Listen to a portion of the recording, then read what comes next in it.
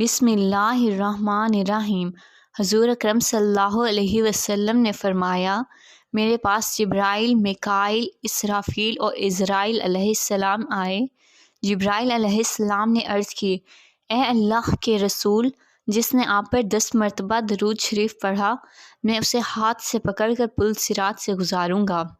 اور میکائیل علیہ السلام نے عرض کی، میں آپ کے حوض سے اسے جام بھر بھر کے پلاؤں گا۔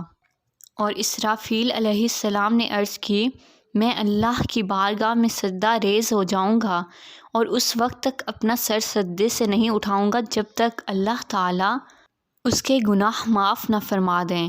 اور عزرائیل علیہ السلام نے عرض کی کہ میں اس شخص کی روح اس طرح آسانی سے قبض کروں گا جس طرح انبیاء کرام علیہ السلام کی ارواح قبض کرتا رہا ہوں۔ میری ویڈیو پسند آئی اسے لائک کریں، میرے چینل کو سبسکرائب کریں۔ جزاک اللہ۔